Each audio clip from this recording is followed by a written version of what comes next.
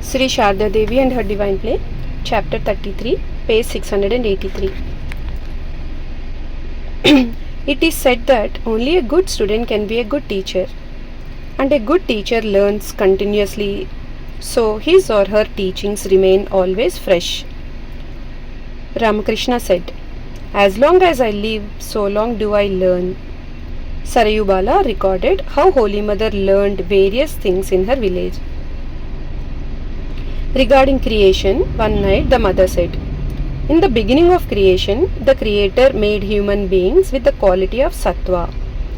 As a result, they were born with divine knowledge. In no time, they understood that the world was not real. So they immediately renounced the world and followed the path of God realization. They practiced severe austerities, attained liberation, and merged into the divine. The Creator then found that the purpose of his creation had not been realized. Those wise ones were unfit to continue the play in the world. So the Creator added Rajas and Tamas to Sattva and created human beings with those three qualities. Thus his play in the world continued nicely." Then she cited a beautiful rhyme regarding creation. She continued, "My daughter, in our youth we learned so many wonderful things from seeing the yatras, dramas, and listening to the narrators of mythological stories.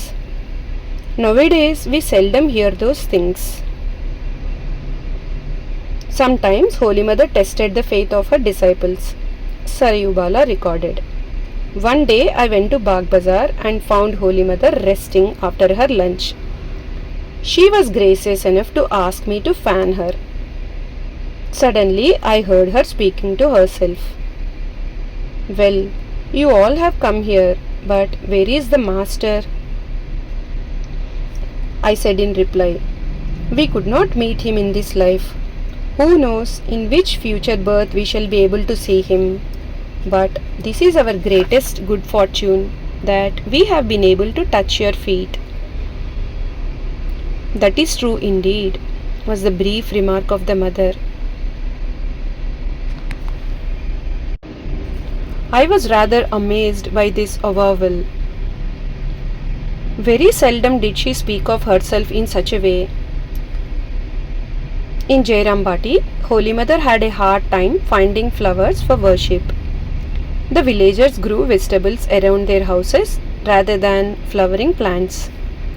Swami Gaurishwarananda wrote in his reminiscences, "I had a passion for gardening right from my childhood. In Jairambati, sometimes the mother did not have any flowers to worship with. She would offer only tulsi leaves, durva grass, bay leaves, and sandalwood paste to the master, addressing him, 'Master, not a single flower could be procured today. Be pleased to accept these.' I had planted some flowering trees: jasmine, red oleander, marigold, hibiscus, dopati, tagar, and several others. How delighted the mother was with those flowers. One day I discovered the mother digging at the roots of the jasmine plant after her noon rest. I snatched the spade from her hands, saying, 'I shall attend to this. You don't have to do it.' She said, 'You do everything for the plant because I am very fond of jasmine.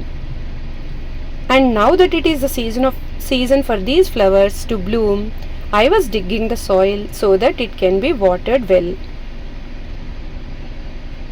When the first oleanders blossomed, she did not let anyone pick the flowers even for worship.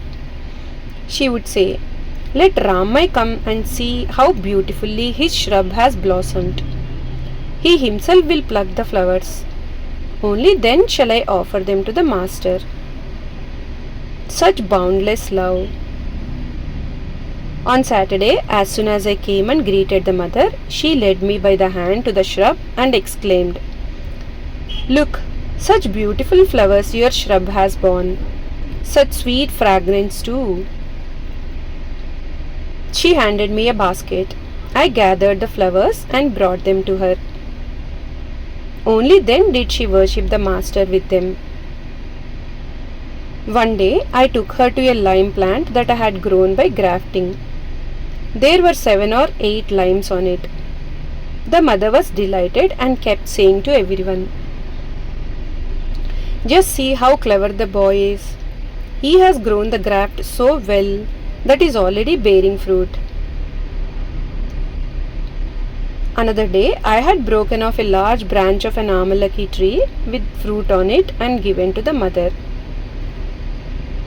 She was displeased and forbade me to break off branches of fruit-bearing trees with fruit on them, in particular amalaki trees. This amalaki tree stood on the bank of the Amodar river. Revered Sharat Maharaj, Yoginma and Golapma used to meditate under it. Sharat Maharaj used to chant the Gita too. 33 crores of gods and goddesses dwell under an amalaki tree, the mother said. She added, Japa and meditation practiced under the amalaki tree yield greater results. Later, she directed me to save the leaves on that branch for the purpose of worship, remarking, "These leaves are also used for worship like bay leaves." Jai Ma.